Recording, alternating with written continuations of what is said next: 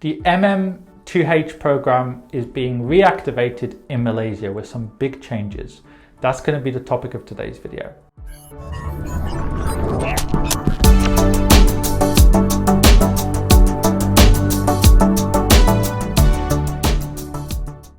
Now, if you're an expat or a high net wealth individual, go over to infuriated.com to see how we can help you.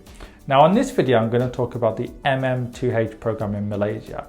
Now, first of all, what is that program? Now, the program for MM2H is basically where, at least previously, the Malaysian government made it as a retirement program. So if you were British or Australian or whoever you were, you could get into Malaysia quite easily because the income requirements and other things were not particularly high. And the benefits of Malaysia are it's English speaking, and in addition to that, the cost of living is much lower than people think. In fact, on many measures, it's actually lower than poorer countries in the region like Laos and Cambodia. And in addition to that, things are a little bit more developed, not as developed as Singapore, but much more developed than many countries out there, and there's 0% tax on most forms of overseas income. They then subsequently changed the scheme so younger people could also apply.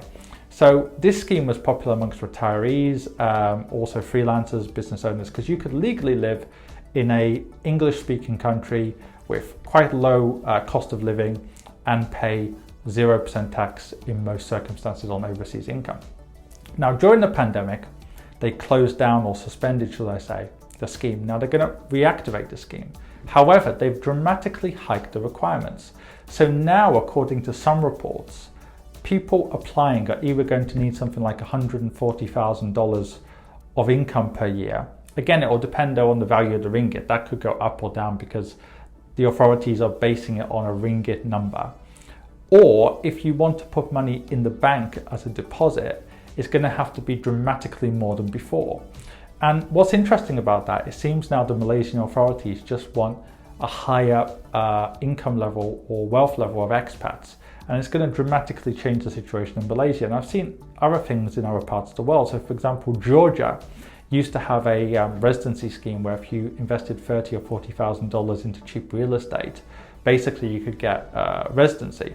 That was then hiked to $100,000, which is not as dramatic as this particular hike in Malaysia. But I think this shows a wider issue that if you want to get into a place as an expat via a residency scheme, which depends on some kind of investment, you should always assume that's going to go up with time. And it's not just developing and mid-income countries.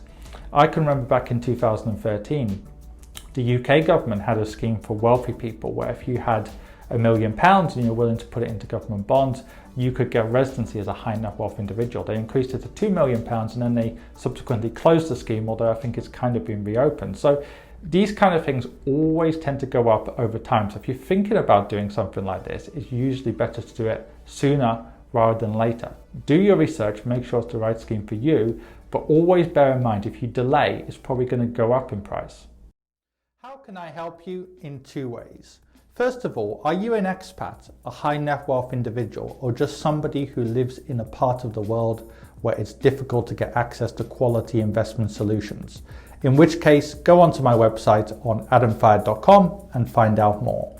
If you don't fit into any of those categories, then in which case there's a range of free material on my website, on this YouTube channel, and indeed on my Quora, where I get over 200 or have received over 231 million views in the last few years.